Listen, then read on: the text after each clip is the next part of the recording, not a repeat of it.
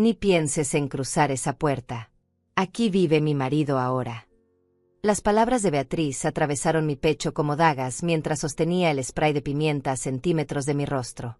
Mis propias llaves temblaron en mi mano arrugada, inútiles ante la barrera humana que había puesto mi propia hija en la entrada de mi casa.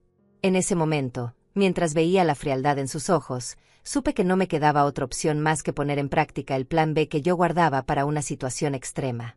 Ese plan que había estado madurando en silencio, esperando el día en que todo se desmoronara completamente. El sol de la tarde me golpeaba la espalda mientras cargaba mi pequeña maleta de viaje. Había estado visitando a mi hermana en Guadalajara por apenas una semana, 7 días que aparentemente fueron suficientes para que mi mundo cambiara para siempre. Valentín apareció detrás de Beatriz con una sonrisa torcida, ese mismo gesto que desde el día que lo conocí me hizo desconfiar. Sus ojos pequeños y calculadores me recorrieron de arriba abajo, como si fuera una intrusa en mi propia propiedad. «Mira, Hortensia», me dijo con esa voz melosa que usaba cuando quería algo, «las cosas han cambiado. Ya no eres la dueña aquí. Beatriz y yo tomamos una decisión mientras no estabas». Sus palabras cayeron como piedras en un pozo profundo. Sentí que mis piernas de 69 años temblaron, no de miedo, sino de una ira que había estado dormida durante demasiado tiempo. Recordé entonces cuando Beatriz tenía 5 años y corría hacia mí con sus bracitos extendidos cada vez que llegaba del trabajo. Sus manitas siempre olían a los dulces que le compraba en la tiendita de la esquina, y sus ojos brillaban cuando me veía llegar. «Mami, mami, te extrañé tanto», me decía mientras aferraba mis piernas como si yo fuera su salvavidas en un océano infinito. En esos momentos, después de largas jornadas limpiando casas ajenas para mantenerla, todo el cansancio se desvanecía con su abrazo. Sus bracitos pequeños se envolvían alrededor de mi cuello cuando la cargaba para llevarla a la cama. El aroma de su cabello recién lavado con ese champú de manzana que tanto le gustaba llenaba mis sentidos. Cantaba bajito mientras la acunaba: «Duérmete mi niña, duérmete mi amor», y ella se quedaba quietecita, respirando suavemente contra mi hombro. En esas noches frías de invierno, cuando no teníamos suficiente dinero para la calefacción, dormíamos juntas bajo la misma manta, y su cuerpecito tibio era mi mayor consuelo. Ahora esa misma niña, convertida en una mujer de 42 años, me miraba con desprecio. Sus facciones se habían endurecido con los años, especialmente desde que Valentín llegó a nuestras vidas hace 3 años. Él había aparecido como un salvavidas cuando Beatriz atravesaba su divorcio, prometiendo amarla y cuidarla. Pero yo había visto cómo sus ojos se iluminaban cada vez que mencionaba mi pensión de $1,200 mensuales. «Beatriz, soy tu madre», logré articular con la voz quebrada. «Esta es mi casa. Aquí están mis cosas, mis recuerdos, toda mi vida». Pero ella solo apretó más fuerte el spray, y por un momento terrible, vi en sus ojos la misma frialdad que había visto en los ojos de su padre cuando me abandonó embarazada, dejándome sola para criar a nuestra hija. El viento movió las cortinas verdes de la ventana de mi sala, esas cortinas que había cosido con mis propias manos cuando Beatriz era adolescente. Podía ver mi sillón favorito, ese donde había pasado noches enteras velando sus fiebres, leyéndole cuentos, ayudándola con las tareas. El mismo sillón donde la había consolado cuando su primer novio la lastimó, donde habíamos planeado su boda, donde había llorado cuando su matrimonio se desmoronó. Todo seguía ahí, pero yo ya no tenía derecho a entrar. «Tu pensión llega a esta dirección», continuó Valentín con esa sonrisa que ahora reconocía como pura codicia. «Técnicamente, este es nuestro hogar tanto como el tuyo. Pero hemos decidido que necesitamos nuestro espacio de recién casados». La palabra «recién casados» me golpeó como una bofetada. Se habían casado en secreto, sin invitarme, sin decirme nada. Yo me había enterado por la vecina de al lado, doña Carmen, quien había visto llegar a Valentín con maletas y cajas. Beatriz finalmente bajó el spray, pero su mirada siguió siendo dura como el granito. «Ya no eres joven, mamá. Es hora de que encuentres tu propio lugar. Nosotros tenemos planes, queremos formar una familia». Sus palabras fueron como sal en una herida abierta.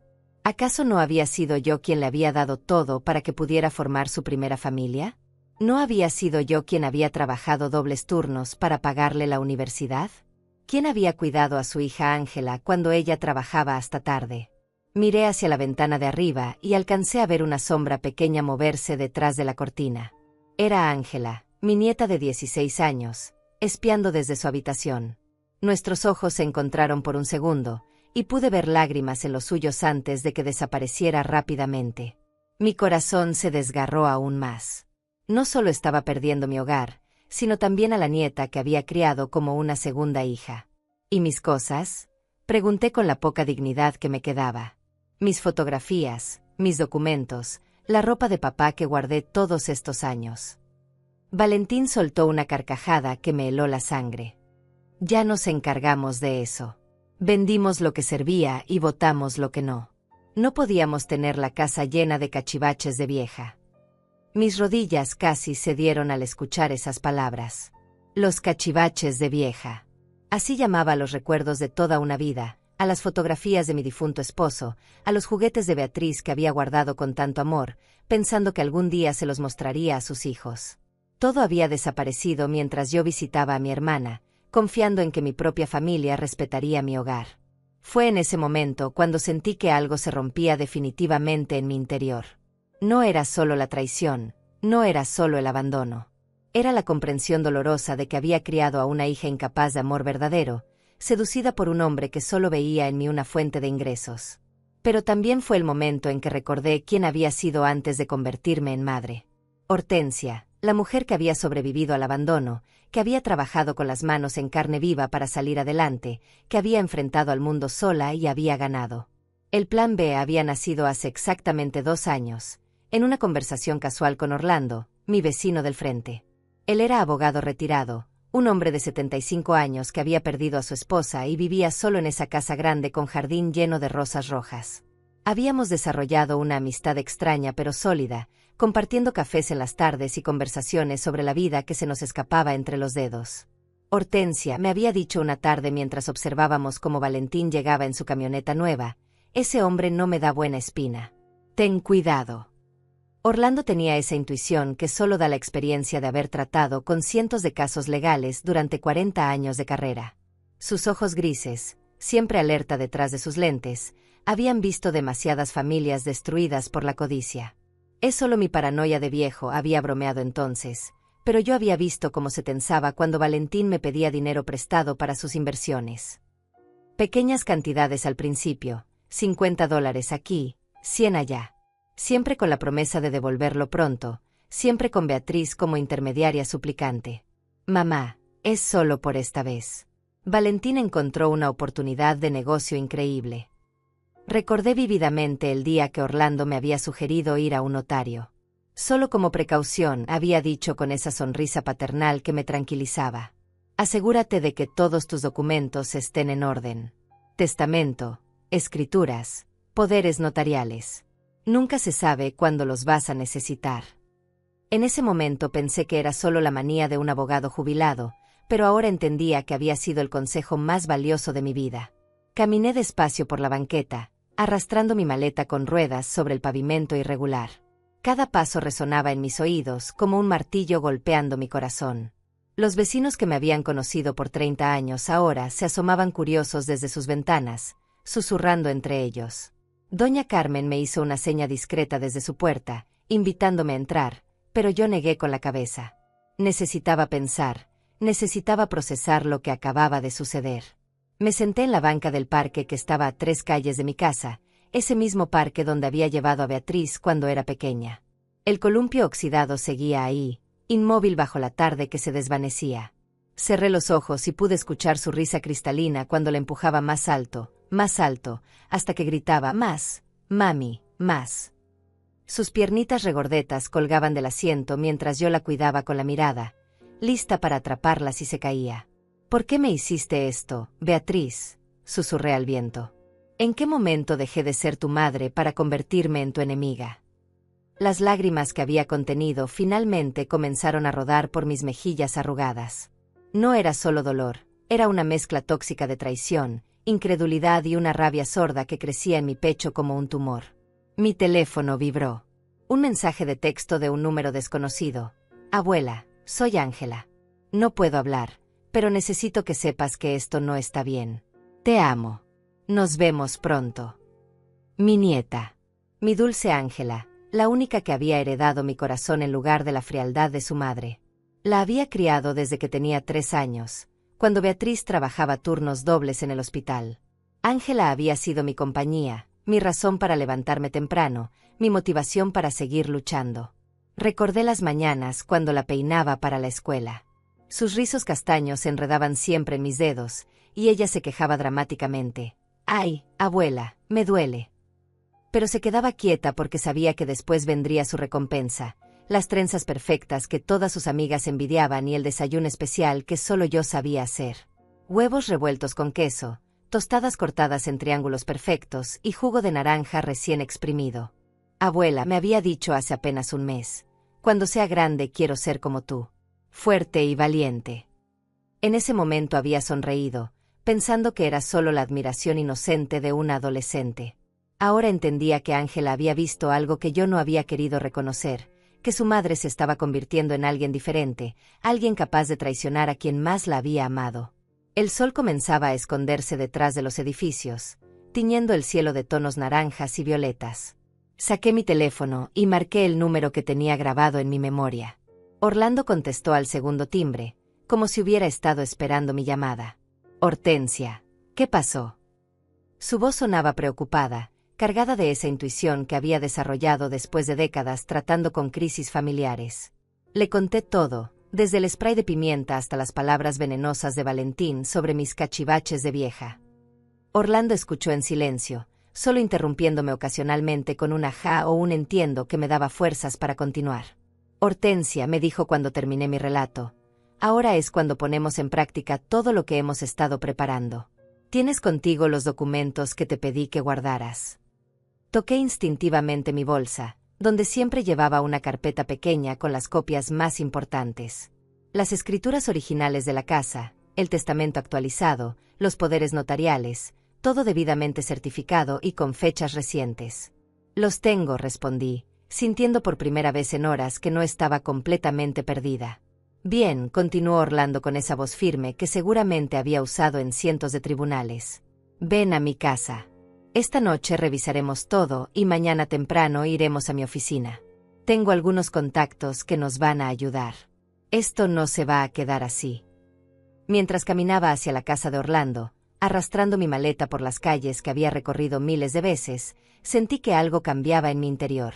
La mujer quebrada que había salido de su propia casa estaba transformándose en alguien diferente. Recordé las palabras que había estado escribiendo en mi diario durante los últimos meses, frases que habían salido de lo más profundo de mi alma herida: «Merezco más que esto». Esa frase había aparecido por primera vez cuando Valentín me había pedido que le prestara $500 para un negocio urgente. Beatriz me había mirado con esos ojos suplicantes que conocía tan bien, y yo había cedido como siempre. Pero esa noche, sola en mi cama, había escrito en mi diario: «Merezco más que esto. Merezco más que ser vista como un banco ambulante». La segunda frase había llegado cuando me dijeron que mi sillón estorbaba en la sala y que mejor lo pusieran en el garaje. «No necesito permiso para empezar de nuevo», había escrito con puño tembloroso pero decidido. En ese momento no entendía completamente lo que significaban esas palabras, pero ahora, caminando hacia mi nueva realidad, comenzaban a tomar forma. Orlando me esperaba en su puerta con una taza de café humeante y esa sonrisa paternal que tanto necesitaba. Su casa olía a libros viejos y a las rosas que cultivaba en su jardín. Era un aroma que siempre me había tranquilizado, tan diferente al ambiente tenso que se había creado en mi propia casa desde la llegada de Valentín. «Siéntate, Hortensia», me dijo, guiándome hacia su sofá de cuero gastado. «Tenemos mucho trabajo que hacer, pero primero necesitas descansar. Mañana comenzamos a recuperar lo que es tuyo». Sus palabras fueron como un bálsamo para mi alma herida, pero también encendieron una llama que había estado dormida demasiado tiempo. La llama de la superviviente, de la mujer que había criado sola a una hija, que había trabajado hasta que le dolían los huesos, que había enfrentado la vida con las manos vacías y había construido un hogar. Esa noche, mientras trataba de dormir en la habitación de huéspedes de Orlando, escribí en mi diario la tercera frase que definiría mi nuevo camino: «Se acerca el día en que dejarán de subestimarme». No sabía exactamente cómo, pero sentía en mis huesos que la tormenta apenas comenzaba, y que yo no sería la víctima de esta historia. La oficina de Orlando olía a café recién hecho y a esos libros de leyes que habían sido sus compañeros durante 4 décadas. Las estanterías de madera oscura llegaban hasta el techo, llenas de tomos que parecían guardar todos los secretos de la justicia. Me senté en la silla de cuero frente a su escritorio, sintiendo por primera vez en meses que tenía un aliado real, alguien que entendía que lo que me había pasado no era solo un problema familiar, sino un despojo sistemático. Hortensia, me dijo Orlando mientras revisaba meticulosamente cada documento que había traído, lo que te han hecho tiene nombre legal: apropiación indebida, despojo familiar y abuso económico hacia un adulto mayor. Sus palabras cayeron sobre mí como revelaciones. Durante meses había pensado que era solo una madre incomprendida, una mujer mayor que estorbaba en la vida de su hija. Ahora entendía que había sido víctima de algo mucho más grave. Extendió sobre el escritorio las escrituras de mi casa, esas que había firmado hace 30 años, cuando finalmente pude comprarla con mis ahorros y un préstamo que tardé 15 años en pagar. Cada peso había salido de mi trabajo limpiando casas, cuidando niños ajenos, vendiendo tamales los fines de semana. Esta casa está registrada únicamente a tu nombre, continuó Orlando. Y aquí está la clave de todo. Beatriz no tiene ningún derecho legal sobre la propiedad. Pero yo sabía que había más. Durante los últimos 2 años, Valentín había insistido constantemente en que actualizara mis documentos. Por tu seguridad, Hortensia, me decía con esa sonrisa falsa. Por si algo te pasa, para que Beatriz no tenga problemas con los trámites. Había logrado convencerme de firmar varios papeles que, según él, eran formalidades legales. Ahora me daba cuenta de que habían sido intentos de apropiarse legalmente de mis bienes. Necesito que me digas exactamente qué papeles firmaste, me pidió Orlando con la paciencia de un confesor. Cerré los ojos y traté de recordar. Había sido en marzo del año pasado, un día que Beatriz había llegado particularmente cariñosa, cocinando mi comida favorita y hablándome con esa dulzura que no había mostrado en meses. Mamá, necesitamos actualizar tu testamento. Valentín conoce a un abogado muy bueno que nos puede ayudar. Recordé vívidamente la oficina de ese supuesto abogado. Un lugar pequeño y mal iluminado, con apenas unos cuantos diplomas en las paredes que ahora sospechaba eran falsos. El hombre me había hecho firmar varios documentos mientras Beatriz y Valentín me apresuraban. Es solo rutina, señora. Firme aquí, aquí y aquí. Yo había confiado, como siempre había confiado en mi hija. Me hicieron firmar algo que decía que si yo me enfermaba o no podía cuidar la casa, Beatriz tendría derecho a administrar mis bienes, le confesé a Orlando, sintiendo como si cada palabra fuera una puñalada a mi propia ingenuidad. También firmé algo sobre mi pensión, supuestamente para facilitar los depósitos. Orlando frunció el ceño y tomó notas rápidamente. Esos documentos probablemente son fraudulentos o fueron obtenidos bajo engaño. Una persona de 69 años, en pleno uso de sus facultades mentales, no puede ser despojada de sus bienes tan fácilmente. Sus palabras me dieron esperanza, pero también me llenaron de una ira fría que no había sentido nunca. El teléfono de Orlando sonó, interrumpiendo nuestras reflexiones. Era Ezequiel, su socio más joven, especialista en derecho familiar y patrimonial. Viene para acá, me informó Orlando después de colgar. Ezequiel ha manejado casos similares. Familias que se aprovechan de adultos mayores para apropiarse de sus bienes. Lamentablemente, es más común de lo que pensamos. Mientras esperábamos, Orlando me contó sobre otros casos que había visto a lo largo de su carrera. Ancianos despojados por hijos codiciosos, pensiones robadas, casas vendidas sin consentimiento. El problema, me explicó, es que muchas víctimas se sienten demasiado avergonzadas para denunciar. Piensan que es su culpa, que fracasaron como padres. Pero la realidad es que hay personas que simplemente carecen de escrúpulos, sin importar los lazos familiares. Ezequiel llegó media hora después. Era un hombre de unos 40 años, con una sonrisa amable pero mirada inteligente. Revisó mis documentos con la meticulosidad de un cirujano, tomando notas y haciendo preguntas específicas sobre fechas, testigos y circunstancias de cada firma. Señora Hortensia, me dijo finalmente, tenemos elementos suficientes para iniciar una acción legal. Pero antes necesitamos documentos, más evidencia. ¿Qué tipo de evidencia?, pregunté, sintiendo que mi corazón se aceleraba. Necesitamos probar el patrón de abuso económico, explicó Ezequiel. Estados de cuenta bancarios que muestren transferencias no autorizadas, testigos que puedan confirmar las presiones que ejercían sobre usted, documentación de las condiciones de vida que le impusieron. Fue entonces cuando recordé algo crucial. Durante los últimos meses, había estado documentando inconscientemente todo lo que pasaba. No porque sospechara algo específico, sino porque escribir en mi diario me ayudaba a procesar la tristeza que sentía. Tenía fechas exactas de cuando me quitaron mi silla en la mesa, cuando me prohibieron usar el baño principal, cuando me obligaron a dormir en el lavadero. Tengo un diario, les dije, sintiendo por primera vez que mis palabras tenían poder real. He estado escribiendo todo lo que me han hecho durante los últimos 6 meses. Fechas, conversaciones, humillaciones. Todo está ahí. Orlando y Ezequiel intercambiaron miradas que no pude interpretar completamente, pero que parecían prometedoras. También recordé que doña Carmen, mi vecina, había sido testigo de muchas cosas. Ella había visto cómo Valentín llegaba con camiones para llevarse mis muebles, supuestamente para reparaciones que nunca regresaron. Había escuchado los gritos, las discusiones nocturnas. Había visto cómo gradualmente dejé de salir a regar mis plantas del jardín porque ya no me sentía bienvenida ni siquiera en el patio de mi propia casa. Necesitamos actuar rápido, dijo Ezequiel mientras organizaba los documentos. Cada día que pasa es un día más que ellos consolidan su control sobre su patrimonio. Mañana mismo vamos a presentar una demanda por despojo y abuso patrimonial. También solicitaremos una medida cautelar para congelar cualquier movimiento de sus cuentas bancarias. Pero había algo más que me carcomía por dentro. ¿Y Ángela? Pregunté con la voz quebrada. Mi nieta está atrapada en esa casa.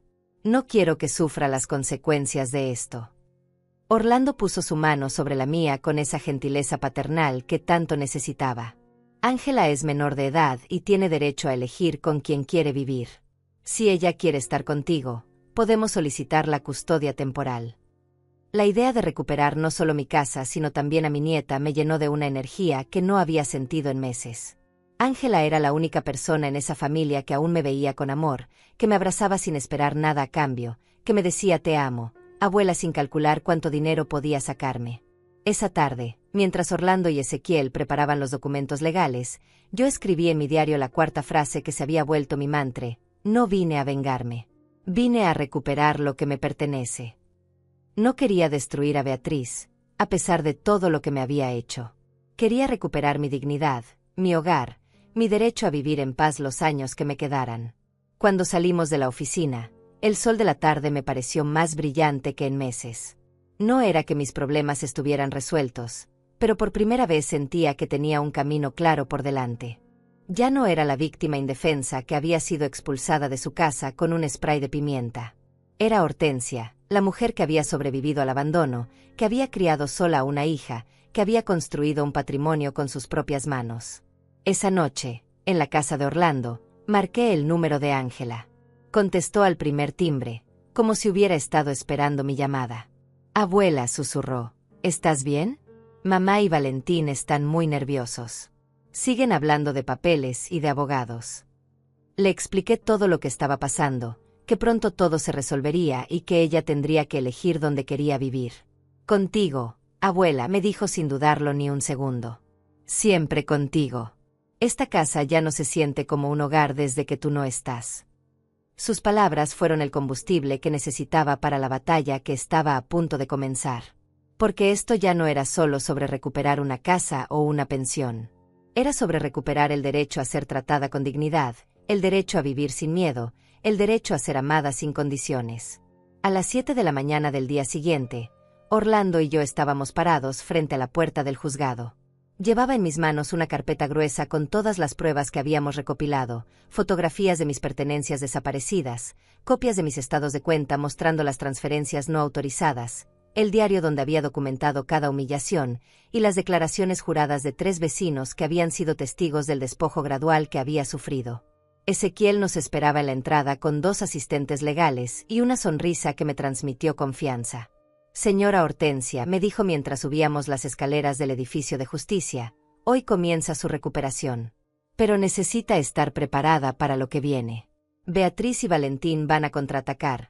Van a tratar de pintarla como una mujer senil que no puede manejar sus propios asuntos.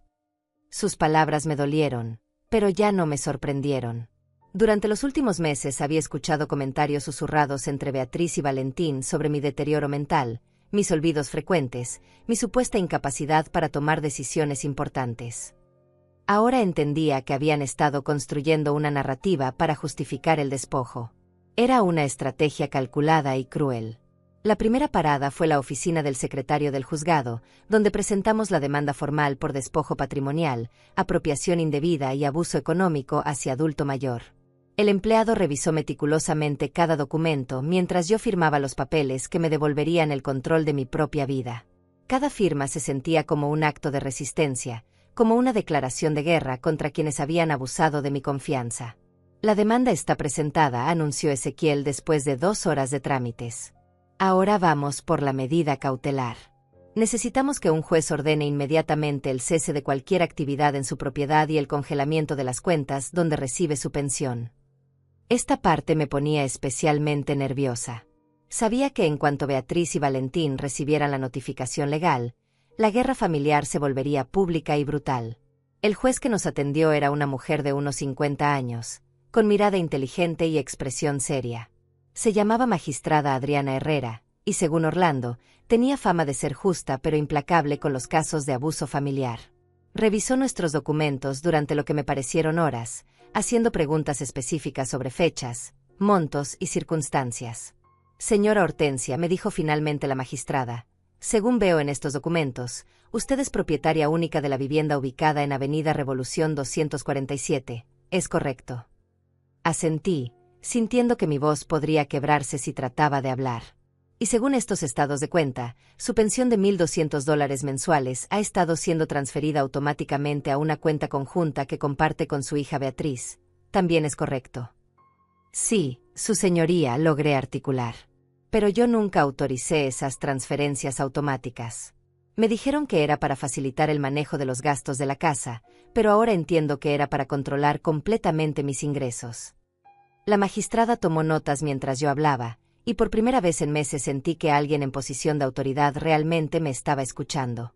Según el testimonio de los vecinos, continuó la magistrada leyendo las declaraciones juradas, usted fue gradualmente desplazada de las áreas comunes de su propia casa, forzada a dormir en condiciones inadecuadas y privada del acceso a sus propios recursos económicos. ¿Puede confirmar estos hechos? Las palabras salieron de mi boca como un torrente que había estado contenido demasiado tiempo.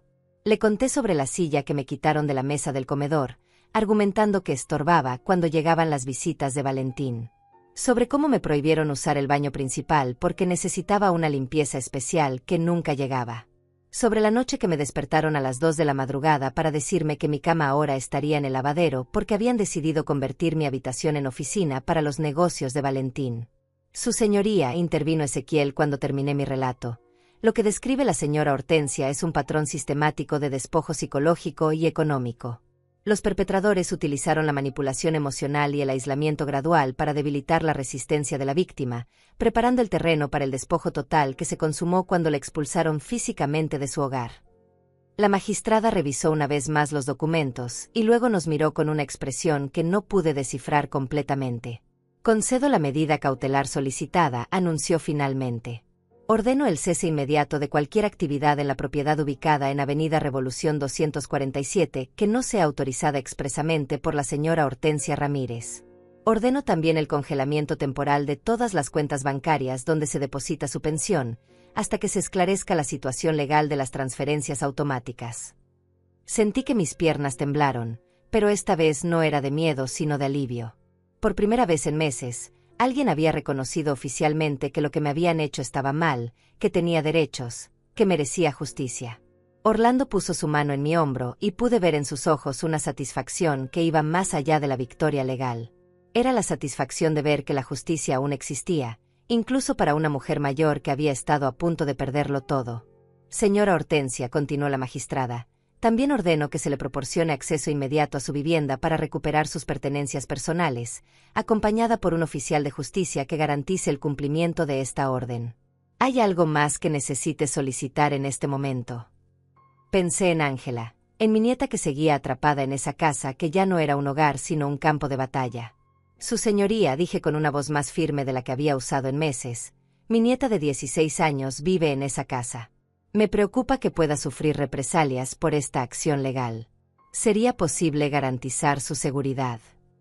La magistrada asintió comprensivamente. Ordeno también que se realice una evaluación del bienestar de la menor Ángela Delgado Ramírez, y que se le informe sobre sus derechos como menor de edad para elegir su lugar de residencia. Si la menor expresa su deseo de vivir con usted, procederemos con los trámites correspondientes de custodia temporal. Salimos del juzgado con los documentos oficiales que cambiarían todo. Ezequiel explicó que en las próximas 2 horas, un oficial de justicia se presentaría en mi casa para notificar oficialmente la orden a Beatriz y Valentín. Yo tendría derecho a entrar y recuperar mis pertenencias, y ellos tendrían que explicar ante la ley cómo justificaban haber tomado control de una propiedad que no les pertenecía. ¿Está lista para esto?, me preguntó Orlando mientras caminábamos hacia su auto. La pregunta me hizo reflexionar sobre todo lo que había pasado en los últimos días. Hacía una semana era una mujer mayor humillada, desplazada de su propia casa, dependiente de la caridad de quienes la habían traicionado. Ahora era una demandante con derechos reconocidos legalmente, con aliados poderosos y con un plan claro para recuperar su dignidad. Estoy lista, respondí, y por primera vez en meses realmente lo creía. He estado lista desde el momento en que me apuntaron ese spray de pimienta en el rostro. Solo necesitaba recordar quién soy realmente. En mi mente resonó la 5ª frase que había estado escribiendo en mi diario durante las noches de insomnio: no necesito permiso para empezar de nuevo. Esa frase había nacido en una de las noches más oscuras, cuando me habían relegado al lavadero y podía escuchar a Beatriz y Valentín planificando mejoras para la casa en mi propia sala. Habían estado discutiendo sobre cambiar los pisos, pintar las paredes, comprar muebles nuevos, todo con el dinero de mi pensión que ellos administraban. Hablaban de mi casa como si yo ya no existiera, como si fuera solo un obstáculo temporal en sus planes de vida. Esa noche había escrito hasta que me dolieron los dedos, vertiendo en el papel toda la rabia y la tristeza que no podía expresar en voz alta. No necesito permiso para empezar de nuevo, había escrito una y otra vez, como un mantra que gradualmente se había convertido en convicción. No necesito permiso para recuperar mi vida, mi casa, mi dignidad. El teléfono de Orlando sonó mientras llegábamos al auto. Era el oficial de justicia confirmando que ya estaba en camino a mi casa para ejecutar la orden judicial. En 1 hora, me informó Orlando, todo va a cambiar. Beatriz y Valentín van a recibir los documentos oficiales, y usted va a poder entrar a su casa como lo que es, la propietaria legal. Sentí una mezcla de nerviosismo y anticipación que no había experimentado nunca. No sabía exactamente qué iba a encontrar en mi casa, qué más habían vendido o botado durante mi ausencia, cómo reaccionarían Beatriz y Valentín ante la intervención legal. Pero sabía una cosa con certeza: ya no era la misma mujer que había sido expulsada de su hogar 3 días atrás. Era alguien diferente, alguien más fuerte, alguien que había aprendido que la dignidad no se negocia y que la justicia, aunque tarde, siempre encuentra su camino. El oficial de justicia era un hombre corpulento de unos 40 años, con uniforme impecable y una actitud profesional que me tranquilizó inmediatamente. Se llamaba Rafael Morales y tenía esa presencia autoritaria que solo da la experiencia de haber manejado cientos de situaciones familiares tensas. Señora Hortensia, me dijo mientras revisaba los documentos oficiales, mi trabajo es garantizar que usted pueda ejercer sus derechos como propietaria legal de esta vivienda. Nadie puede impedirle el acceso ni intimidarla de ninguna manera. Estábamos parados frente a mi casa, esa construcción de 2 pisos con fachada de ladrillo rojo que había sido mi orgullo durante 30 años. Pero ahora la veía con ojos diferentes. Las cortinas eran nuevas, de un color crema que yo jamás había elegido. El jardín delantero, donde había cultivado mis rosas durante décadas, había sido completamente rediseñado con plantas que no reconocía. Era como si hubieran borrado mi existencia de cada rincón visible. Orlando caminaba a mi lado, cargando una caja vacía para ayudarme a recoger mis pertenencias más importantes. Ezequiel se había quedado en la oficina preparando los siguientes pasos legales, pero había prometido estar disponible por teléfono si surgía alguna complicación. Recuerde, me había dicho antes de separarnos, usted tiene todo el derecho legal de estar ahí. Ellos son los intrusos, no usted. Rafael tocó la puerta con golpes firmes y oficiales. Podía escuchar movimiento adentro, voces susurrando urgentemente, pasos apresurados. Después de varios minutos, la puerta se abrió lentamente. Era Beatriz, pero lucía diferente. Tenía ojeras pronunciadas, el cabello despeinado y una expresión de pánico que jamás le había visto. Detrás de ella apareció Valentín, tratando de mantener esa sonrisa confiada que siempre usaba, pero sus ojos revelaban nerviosismo. «Buenos días», anunció Rafael con voz clara y autoritaria. «Soy el oficial Rafael Morales del Tribunal de Justicia. Traigo una orden judicial que deben cumplir inmediatamente». Extendió los documentos hacia Beatriz, quien los tomó con manos temblorosas. Vi cómo sus ojos se movían rápidamente sobre las líneas oficiales, y pude ver el momento exacto en que entendió la magnitud de lo que estaba sucediendo. Esto no puede ser cierto», murmuró Beatriz, mirándome por primera vez desde que había llegado. «Mamá, ¿qué hiciste? ¿Cómo pudiste hacernos esto?». Su voz tenía esa mezcla de incredulidad y reproche que había usado conmigo desde niña cuando las cosas no salían como ella quería. Pero ahora yo no era la madre culposa que siempre cedía ante sus manipulaciones. «Lo que hice», respondí con una calma que me sorprendió a mí misma, «fue recuperar mis derechos legales sobre mi propia casa y mi propia pensión. Lo que ustedes hicieron fue apropiarme ilegalmente de mis bienes y expulsarme de mi hogar». Las palabras salieron claras y firmes, sin el temblor que había caracterizado mi voz durante meses. Valentín trató de intervenir con esa labia que siempre había usado para manipular situaciones. «Hortensia, esto es un malentendido gigantesco. Nosotros solo estábamos cuidando la casa mientras tú no estabas. Podemos resolver esto en familia, sin involucrar a las autoridades».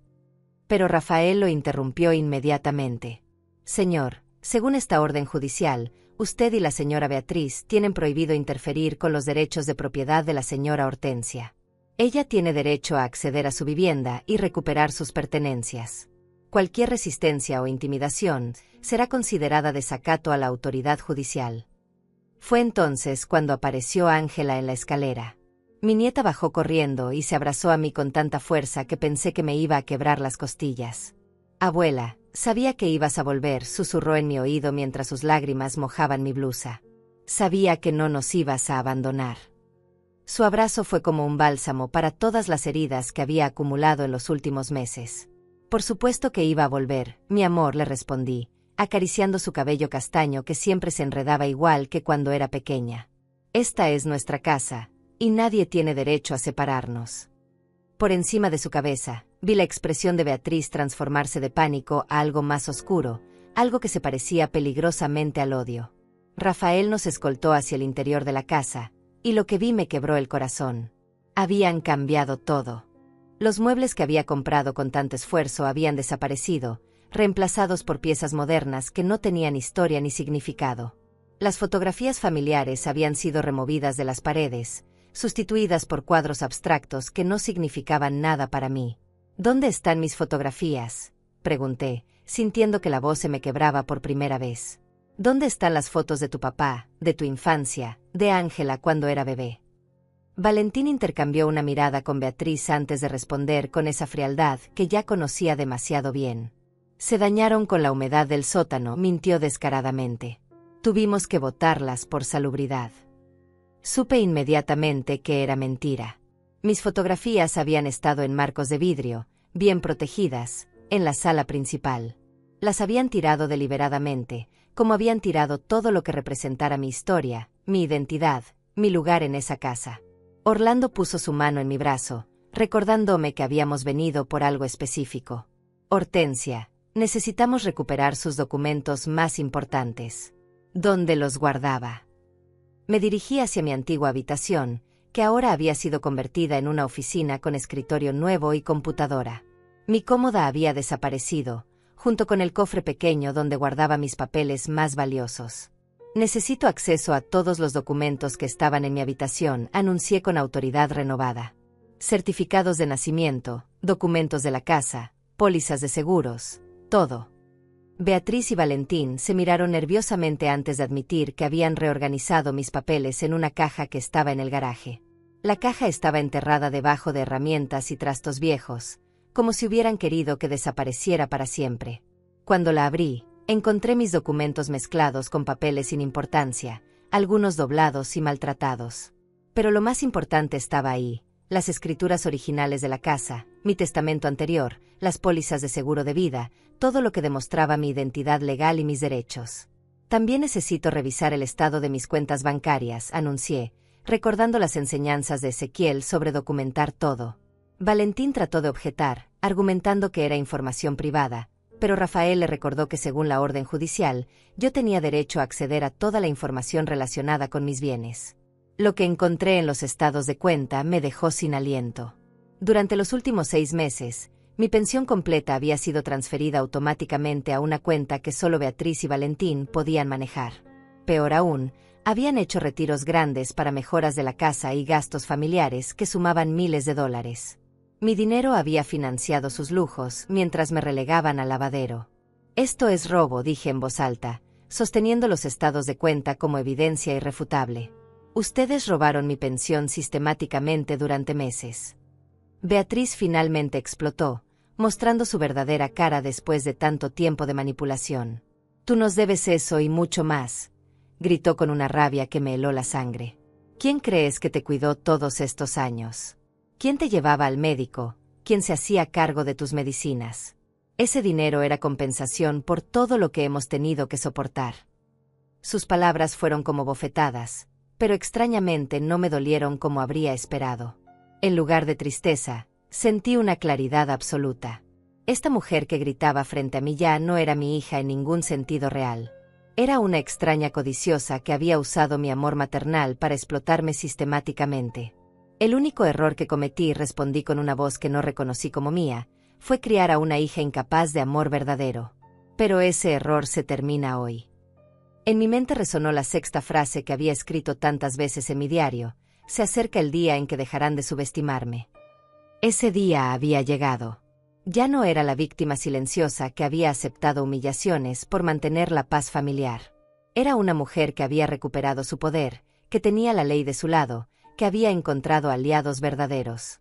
Miré a Ángela, que observaba toda la escena con ojos enormes, y supe que ella sería testigo del momento en que su abuela dejó de ser una víctima para convertirse en una superviviente. Rafael documentó meticulosamente cada intercambio, tomando fotografías de los estados de cuenta y grabando las declaraciones espontáneas de Beatriz, que acababan de confirmar el patrón de apropiación. Señora, le dijo a mi hija con autoridad indiscutible, acaba de admitir públicamente que tomaron control de los recursos económicos de la señora Hortensia sin su consentimiento. Eso constituye apropiación indebida y será incluido en el reporte oficial. Beatriz palideció al darse cuenta de lo que había dicho. Valentín trató de hacer control de daños, argumentando que había sido un malentendido emocional, pero ya era demasiado tarde. Sus propias palabras habían sellado su destino legal. Yo sentí una satisfacción extraña pero profunda al ver cómo se desmoronaba la fachada de respetabilidad que habían construido durante meses. Necesito hablar con mi nieta a solas, anuncié, dirigiéndome hacia Ángela, que seguía aferrada a mi brazo como si temiera que fuera a desaparecer nuevamente.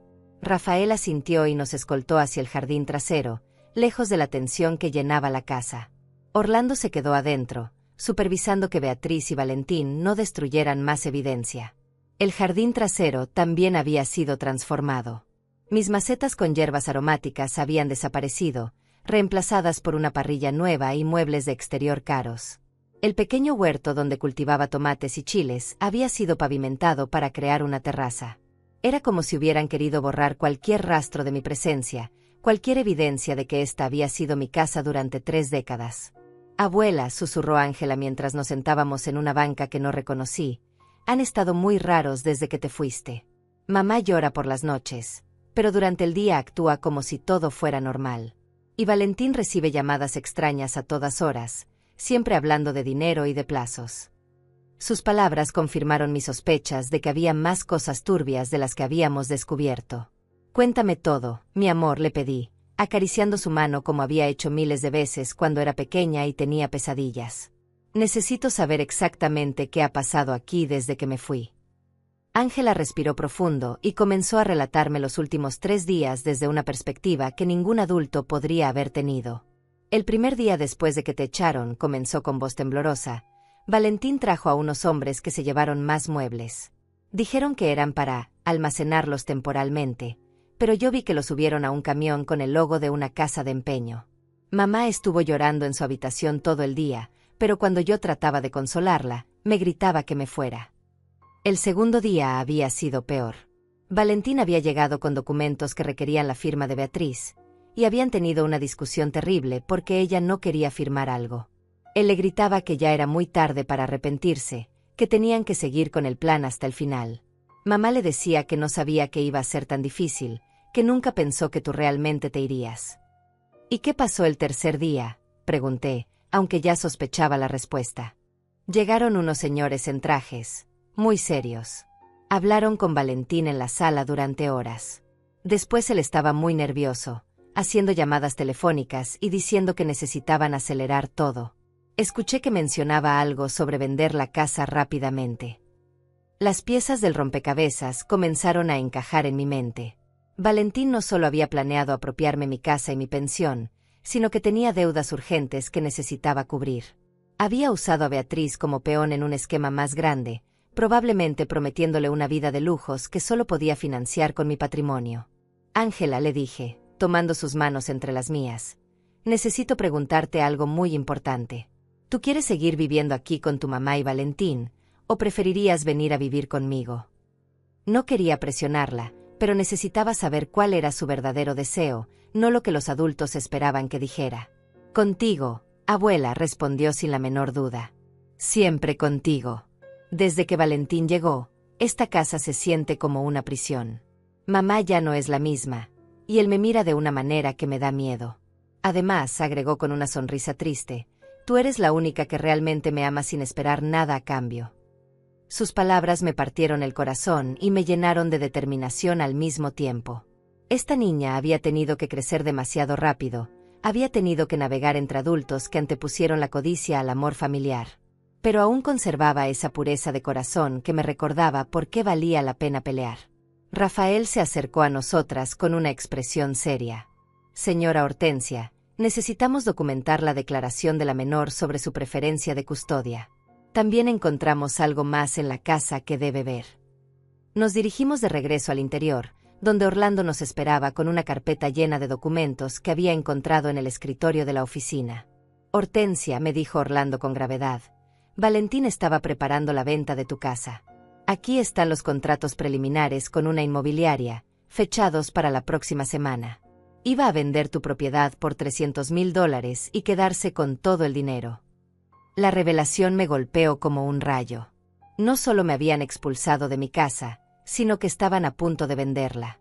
Beatriz apareció en la sala, ahora completamente pálida y con los ojos rojos de llorar.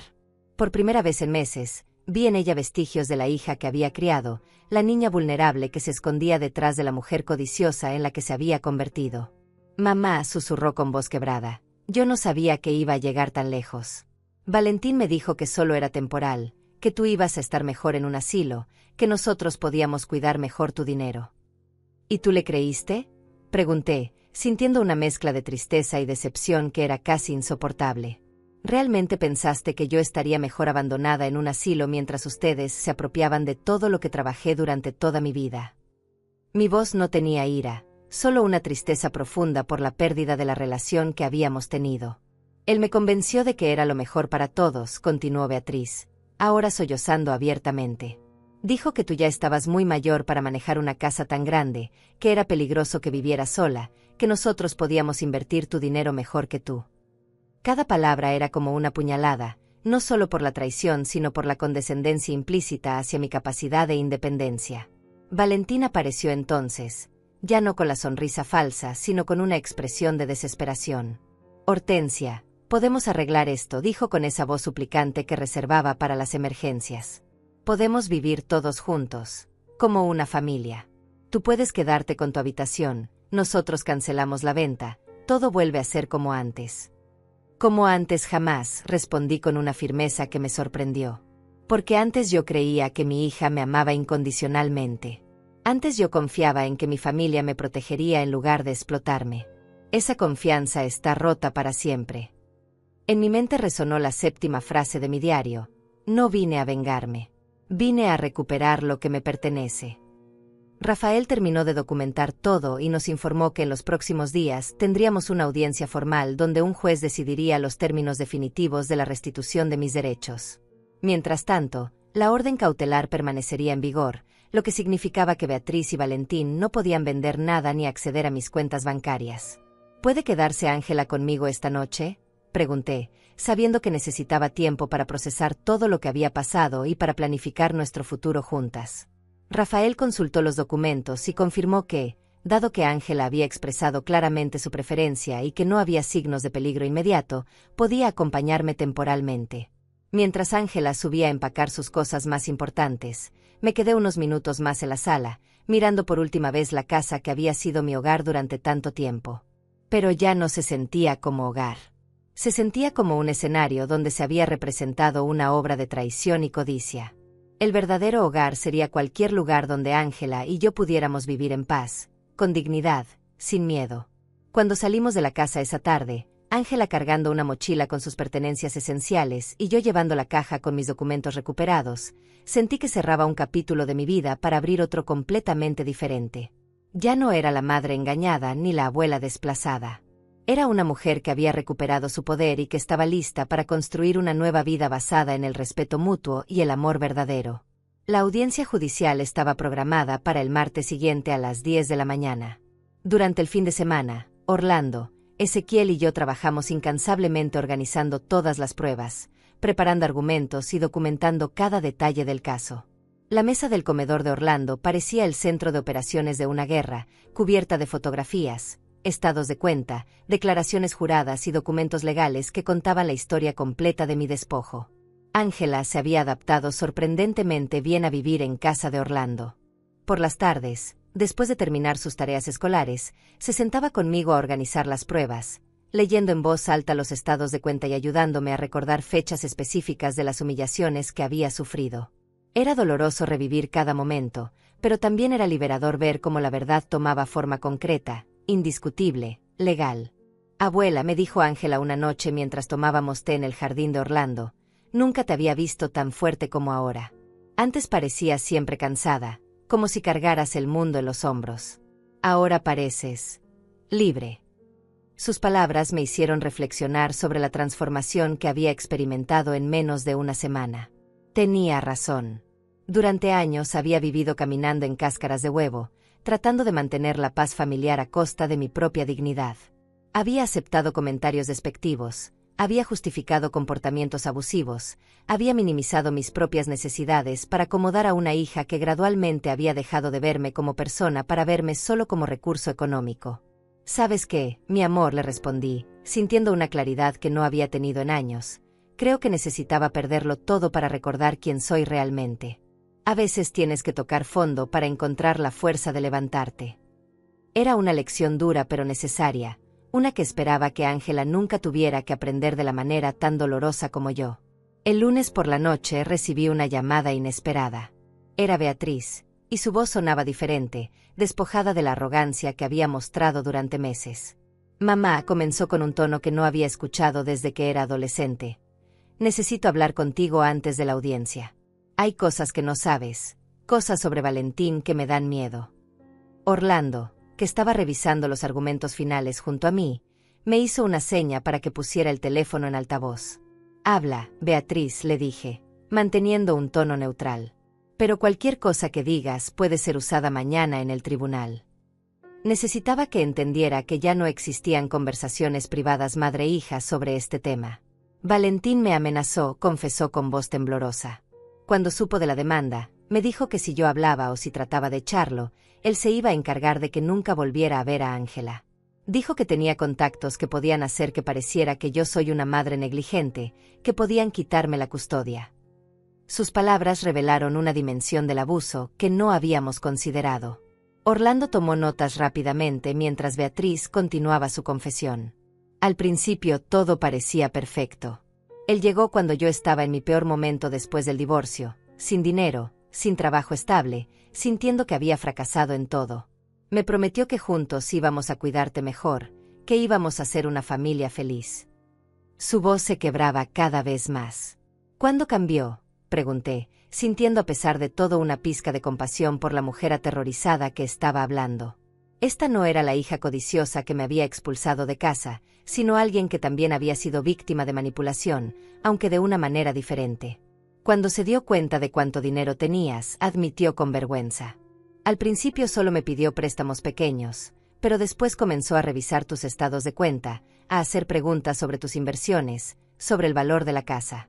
Empezó a sugerir que tú ya no podías cuidarte sola, que necesitaba supervisión. El patrón se estaba volviendo más claro. Beatriz continuó revelando cómo Valentín había orquestado gradualmente el aislamiento y despojo. Él había sido quien sugirió quitarme la silla del comedor, argumentando que necesitábamos espacio para sus reuniones de negocios. Él había insistido en que me mudara al lavadero, alegando que el ruido de la lavadora me ayudaría a dormir mejor. Cada humillación había sido calculada para debilitar mi resistencia psicológica. Mamá, susurró finalmente, yo sé que te fallé. Sé que permití que te lastimaran y que hasta participé en ello. Pero necesitas saber que tengo miedo de él. Verdadero miedo. Creo que si mañana las cosas no salen como él espera, puede volverse violento. Su confesión añadió una urgencia nueva a la situación. Orlando me hizo una seña y tomó el teléfono. Beatriz, soy Orlando, el abogado de tu madre. Lo que acabas de contarnos es muy importante para el caso, pero también para tu seguridad y la de Ángela. ¿Estarías dispuesta a testificar mañana sobre las amenazas y la manipulación que has sufrido? Hubo un silencio largo antes de que Beatriz respondiera. Sí, dijo finalmente. Es hora de que diga la verdad. Toda la verdad. Sus palabras me llenaron de una esperanza cautelosa. Tal vez mi hija no estaba completamente perdida, tal vez aún quedaba algo salvable de nuestra relación. Esa noche apenas pude dormir. No solo por los nervios de la audiencia, sino por la revelación de que Beatriz también había sido víctima. Me había costado trabajo verla así porque su participación en mi humillación había sido tan activa, tan deliberada aparentemente. Pero ahora entendía que el abuso toma muchas formas, y que a veces las víctimas se convierten en cómplices para sobrevivir. La mañana de la audiencia amaneció gris y lluviosa. Orlando, Ángela y yo desayunamos en silencio, cada uno perdido en sus propios pensamientos. Ezequiel llegó temprano con una carpeta nueva llena de precedentes legales que respaldaban nuestro caso. Señora Hortensia, me dijo con esa sonrisa confiada que había aprendido a apreciar, hoy recupera oficialmente todo lo que le robaron. En el camino al juzgado, Ángela tomó mi mano y la apretó fuerte. Abuela, me susurró, sin importar lo que pase hoy, quiero que sepas que estos días contigo han sido los más felices que he tenido en mucho tiempo. Por primera vez en meses me siento segura. Sus palabras fueron el regalo más hermoso que podría haber recibido. El juzgado estaba lleno de gente esperando sus propias audiencias. Familias destrozadas, parejas en proceso de divorcio, ancianos con problemas similares al mío. Me di cuenta de que mi caso no era único, que había una epidemia silenciosa de abuso hacia adultos mayores que pocas veces llegaba a los tribunales porque las víctimas tenían demasiada vergüenza o miedo para denunciar. Cuando llegó nuestro turno, entramos a la sala donde la magistrada Adriana Herrera nos esperaba. Beatriz ya estaba ahí, sentada sola en una esquina, con una expresión de nerviosismo que no había visto nunca. Valentín estaba al otro lado de la sala con un abogado que parecía tan nervioso como él. La tensión en el ambiente era palpable. Buenos días, anunció la magistrada. Estamos aquí para resolver el caso de despojo patrimonial y abuso económico presentado por la señora Hortensia Ramírez contra Beatriz Delgado Ramírez y Valentín Morales García. Antes de proceder con los testimonios, necesito informar que he recibido nueva evidencia que será considerada en esta audiencia. Mi corazón se aceleró. ¿Qué nueva evidencia? Orlando me tranquilizó con una mirada, pero yo podía sentir que algo importante estaba a punto de suceder. La magistrada revisó unos papeles y luego nos miró con esa expresión seria que había aprendido a respetar. La señora Beatriz Delgado ha solicitado comparecer como testigo de la acusación, confesando su participación en los hechos denunciados y proporcionando información adicional sobre amenazas y coerción de las que también ha sido víctima. Las palabras de la magistrada cambiaron completamente la dinámica de la audiencia. Miré hacia Beatriz, que mantenía la vista baja pero había enderezado los hombros como si hubiera tomado una decisión definitiva. Por primera vez en meses, reconocí en ella a la niña valiente que había criado, la que defendía a sus compañeros del bullying en la escuela, la que no toleraba las injusticias. Tal vez no todo estaba perdido después de todo. La magistrada llamó a Beatriz al estrado de testigos. Mi hija caminó con pasos inciertos, como si cada movimiento le costara un esfuerzo sobrehumano. Cuando levantó la mano derecha para jurar decir la verdad, pude ver que le temblaba. Valentín la miraba desde su mesa con una expresión que helaba la sangre, una mezcla de amenaza y desprecio que me hizo entender por qué Beatriz había tenido tanto miedo. Señora Delgado, comenzó la magistrada con voz firme, usted ha solicitado testificar a favor de la demandante, que es su propia madre. ¿Está segura de que entiende las implicaciones de su testimonio? Beatriz asintió, respiró profundo y por primera vez en meses me miró directamente a los ojos. Sí, su señoría. Entiendo perfectamente. Mi madre tiene razón en todo lo que ha denunciado. Yo participé en el despojo de sus bienes, en su humillación y en su expulsión de la casa que legalmente le pertenece. Sus palabras cayeron en la sala como bombas, claras e innegables.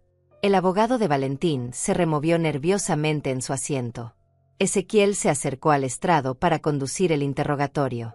Señora Delgado, ¿puede describir cómo comenzó el proceso de despojo hacia su madre? Beatriz se secó las lágrimas que habían comenzado a rodar por sus mejillas y empezó a relatar una historia que yo conocía solo parcialmente. Todo comenzó cuando conocí a Valentín hace 3 años. Al principio parecía genuinamente interesado en mí y en Ángela, pero después de algunos meses empezó a hacer preguntas sobre los bienes de mi madre. ¿Cuánto recibía de pensión? Si la casa tenía hipoteca, si tenía ahorros. Su voz se volvía más firme con cada palabra, como si confesar la liberara. Él me convenció de que mi madre ya estaba muy mayor para manejar sus propios asuntos, que como hija única era mi responsabilidad protegerla de estafadores y malas decisiones. Me hizo creer que estábamos actuando por su bien. Beatriz pausó y me miró con una expresión de dolor genuino. Pero ahora entiendo que él me estaba manipulando para que fuera su cómplice. Ezequiel continuó con el interrogatorio. ¿Puede describir las medidas específicas que tomaron para aislar y controlar a su madre? Esta parte iba a ser especialmente dolorosa para ambas, pero era necesaria para que la verdad completa saliera a la luz. Primero la convencimos de que firmara documentos para facilitar el manejo de su pensión. Le dijimos que era para evitar que tuviera que ir al banco cada mes, que nosotros podíamos encargarnos de pagar todas las cuentas. Beatriz hablaba ahora como si estuviera en una confesión, vaciando años de culpa acumulada. Después comenzamos a aislarla socialmente. Valentín me decía que las visitas de sus amigas la alteraban demasiado, que era mejor que tuviera una rutina más tranquila.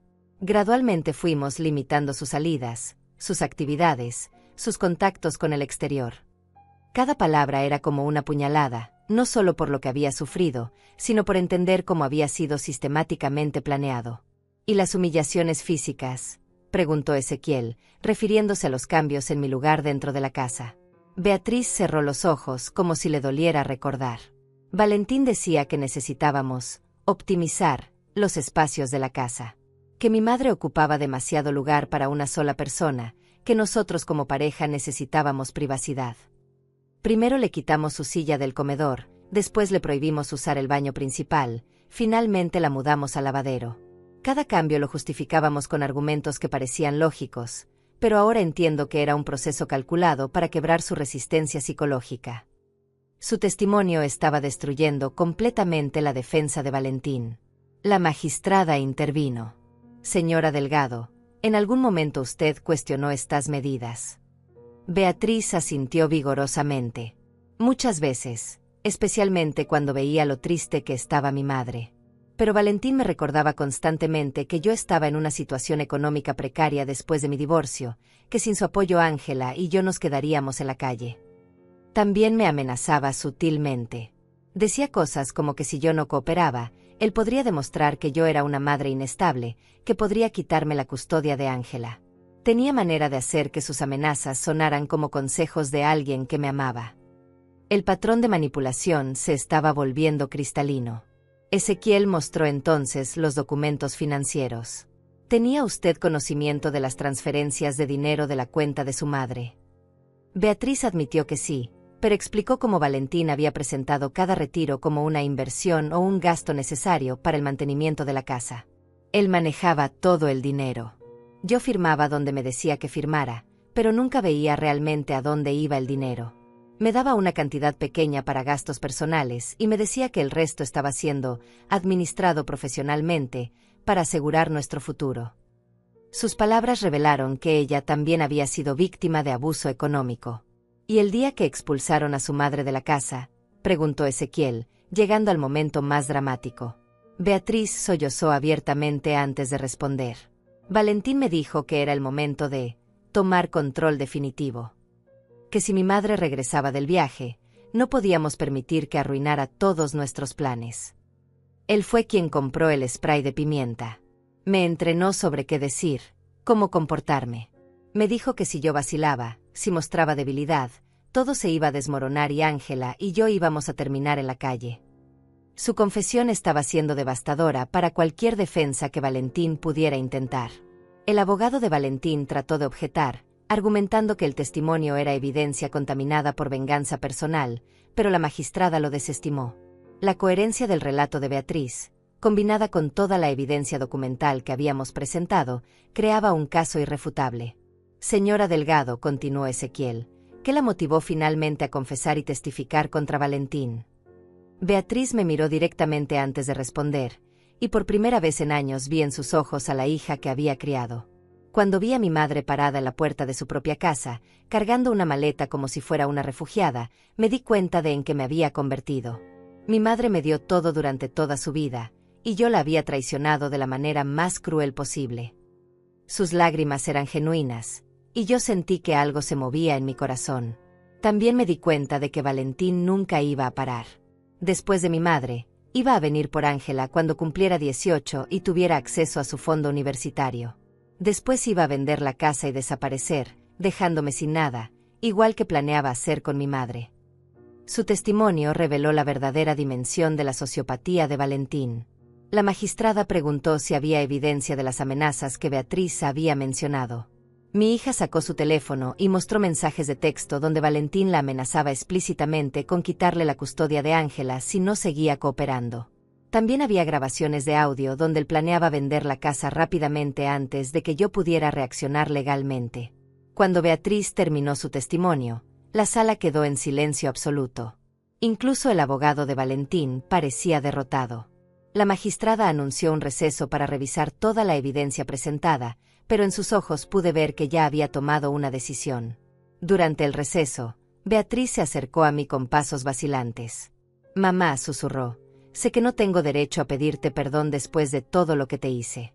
Pero necesito que sepas que nunca dejé de amarte, aunque mis acciones digan lo contrario». Sus palabras me tocaron profundamente, pero también sabía que el perdón sería un proceso largo y complejo. «El amor verdadero no lastima», le respondí con suavidad pero firmeza. «Lo que me hiciste no fue amor, fue traición. Pero entiendo que tú también fuiste víctima. Si realmente quieres reparar el daño, va a tomar tiempo y acciones consistentes, no solo palabras». Era un primer paso, pero solo eso. Cuando la magistrada regresó a la sala después del receso, su expresión era solemne pero determinada. Había revisado meticulosamente toda la evidencia, desde los documentos financieros hasta las grabaciones que Beatriz había presentado. El silencio en la sala era absoluto, solo se escuchaba el tic-tac del reloj de pared y la respiración nerviosa de los presentes. Después de revisar exhaustivamente toda la evidencia presentada, comenzó la magistrada Adriana con voz firme. «Este tribunal encuentra que se ha comprobado de manera irrefutable un patrón sistemático de despojo patrimonial, abuso económico y manipulación psicológica hacia la señora Hortensia Ramírez». Sus palabras resonaron en la sala como un veredicto de justicia largamente esperado. «Por lo tanto», continuó, «ordeno la restitución inmediata e íntegra de todos los bienes, derechos y control financiero a la señora Hortensia Ramírez. Esto incluye el control exclusivo de su pensión, la posesión completa de su vivienda y la recuperación de todos los fondos apropiados indebidamente». Sentí que mi corazón se aceleraba con cada palabra. La magistrada miró directamente a Valentín, cuyo rostro había palidecido completamente. «Valentín Morales García, usted debe desalojar inmediatamente la propiedad de la señora Ramírez y no puede acercarse a menos de 500 metros de ella o de cualquier miembro de su familia. También ordeno que se congelen todas sus cuentas bancarias hasta que se determine el monto exacto de la restitución económica que debe realizar. Además», agregó con severidad creciente, «ordeno que se remitan los antecedentes al Ministerio Público para que se investiguen los delitos de fraude, apropiación indebida y amenazas, que podrían resultar en cargos criminales contra el señor Morales». Valentín se desplomó en su silla como si hubiera recibido un golpe físico. La magistrada se dirigió entonces a Beatriz, quien esperaba su veredicto con las manos temblorosas. Señora Delgado, aunque su participación en estos hechos es innegable, este tribunal reconoce que usted también fue víctima de manipulación y coerción. Sin embargo, esto no la exime de responsabilidad por el daño causado a su madre. Por lo tanto, ordeno que usted realice reparación económica por el 50% del daño patrimonial causado, pagadero en cuotas mensuales durante los próximos 5 años. También ordeno que asista a terapia psicológica familiar como condición para mantener cualquier relación futura con su madre. El veredicto era justo pero no destructivo, dando espacio para la eventual reconciliación. Respecto a Ángela, la decisión fue clara e inmediata. La menor Ángela Delgado Ramírez ha expresado de manera consistente y libre su deseo de vivir con su abuela. Dado que la señora Hortensia Ramírez ha demostrado ser un entorno seguro y estable, y considerando los eventos traumáticos que ha presenciado la menor en el hogar materno, concedo la custodia temporal a la abuela por un periodo de 6 meses, renovable según el bienestar de la menor. Cuando la magistrada dio por concluida la audiencia, sentí que un peso enorme se levantaba de mis hombros. Orlando me abrazó con lágrimas en los ojos, Ezequiel sonreía con la satisfacción del deber cumplido, y Ángela se aferró a mí como si temiera que todo fuera un sueño. Pero lo que más me impactó fue ver a Beatriz de pie en su lugar, llorando silenciosamente pero asintiendo como si finalmente entendiera la magnitud de lo que había pasado. 3 semanas después, estaba de vuelta en mi casa, pero todo era diferente. Había recuperado legalmente mi hogar, pero el verdadero trabajo de reconstrucción apenas comenzaba. Ángela y yo habíamos convertido la antigua oficina de Valentín de nuevo en mi habitación, compramos muebles nuevos para reemplazar los que habían vendido, y poco a poco fuimos borrando las huellas de la pesadilla que habíamos vivido. Las tardes se habían vuelto preciosas. Ángela hacía sus tareas en la mesa del comedor mientras yo cocinaba, y conversábamos sobre todo: su escuela, sus sueños, sus miedos, sus planes para el futuro. Había vuelto a ser la adolescente alegre que era antes de que Valentín llegara a destrozar nuestra familia. Su risa llenaba la casa de una manera que no había sucedido en años. Orlando se había convertido en una presencia constante en nuestras vidas. No de manera romántica, sino como el mejor amigo que nunca había tenido. Venía a cenar 2 veces por semana, me ayudaba con los trámites legales que aún quedaban pendientes, y se había convertido en una figura paterna para Ángela. Su compañía había sido fundamental para procesar todo lo que habíamos vivido. Una tarde, mientras regaba las nuevas plantas que había comprado para el jardín, vi un auto familiar estacionarse frente a la casa. Era Beatriz, pero venía sola. Hacía 2 semanas que no la veía, desde que había comenzado su terapia psicológica por orden judicial. Se acercó caminando despacio, como si temiera que fuera a rechazarla. «Mamá», me dijo con voz temblorosa, «sé que no tengo derecho a estar aquí, pero necesitaba verte. Necesitaba agradecerte». Sus palabras me sorprendieron. ¿Agradecerme? Después de todo lo que había pasado, no entendía que podría agradecerme. «Gracias por no destruirme completamente cuando pudiste hacerlo», continuó, secándose las lágrimas que comenzaban a brotar. «Gracias por darme la oportunidad de reparar el daño, por no cerrar completamente la puerta a una posible reconciliación». Sus palabras me conmovieron, pero también me hicieron ser muy cautelosa. «Beatriz», le respondí con honestidad, «te perdono porque guardar rencor solo me lastima a mí. Pero perdonar no significa olvidar, y definitivamente no significa que las cosas puedan volver a ser como antes. Si realmente quieres reconstruir nuestra relación, va a ser un proceso muy largo que requerirá cambios profundos de tu parte». Ella asintió comprensivamente. «Lo entiendo, mamá. La terapista me ha ayudado a entender cómo permití que Valentín me manipulara, pero también me ha ayudado a entender que yo tomé decisiones conscientes que te lastimaron. No puedo echarle toda la culpa a él». Su honestidad me dio una pequeña esperanza. Le permití entrar a la casa por primera vez desde la audiencia. Ángela bajó corriendo las escaleras al escuchar la voz de su madre, pero se detuvo a medio camino, mirándola con una mezcla de amor y desconfianza que partía el corazón. «Hola, mami», dijo con cautela, manteniendo su distancia. «Hola, mi amor», respondió Beatriz, respetando el espacio que Ángela necesitaba. «Solo vine a ver cómo están, a disculparme por todo lo que les hice pasar». Ángela la miró durante un largo momento antes de bajar completamente las escaleras y darle un abrazo breve pero genuino. Nos sentamos en la sala, en el mismo lugar donde meses atrás me habían humillado y desplazado. Pero ahora el ambiente era diferente. No había tensión ni miedo, solo la tristeza de una familia rota tratando de encontrar manera de sanar.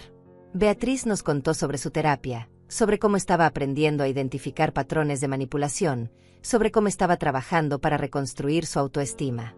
El dinero que tengo que pagarte, me dijo, lo voy a hacer con gusto. No porque me lo ordenó el juez, sino porque es lo correcto. He conseguido trabajo de medio tiempo y estoy viviendo en un apartamento pequeño, pero es honesto. Por primera vez en años, el dinero que tengo es realmente mío, ganado con mi propio esfuerzo. Sus palabras me hicieron recordar algo que había escrito en mi diario durante los días más oscuros. Merezco más que esto. Ya no era solo una frase de resistencia, se había convertido en una verdad fundamental que había transformado mi vida.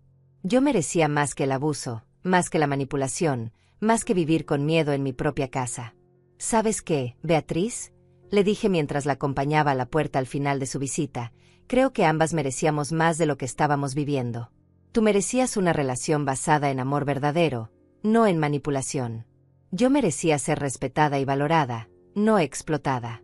Tal vez esta crisis terrible era lo que necesitábamos para recordar nuestro propio valor. Cuando su auto se alejó por la calle, me quedé parada en la puerta de mi casa, respirando el aire fresco de la tarde. Ángela se acercó y tomó mi mano. Abuela, me dijo, ¿crees que mamá realmente va a cambiar? Era una pregunta que yo también me hacía. No lo sé, mi amor, le respondí con honestidad. Pero he aprendido que no puedo controlar las decisiones de otras personas, solo las mías. Y he decidido que voy a vivir el resto de mi vida con dignidad, rodeada de personas que me amen de verdad, sin aceptar nunca más migajas emocionales de nadie. Esa noche, antes de dormir, escribí en mi diario la frase final que se había vuelto mi nueva filosofía de vida, porque al final, no es la pensión ni la casa lo que te define. Es tu capacidad de levantarte una y otra vez. Había perdido mucho en esta batalla, pero había ganado algo infinitamente más valioso: mi autorrespeto, mi libertad y la certeza de que nunca más permitiría que nadie me robara mi dignidad.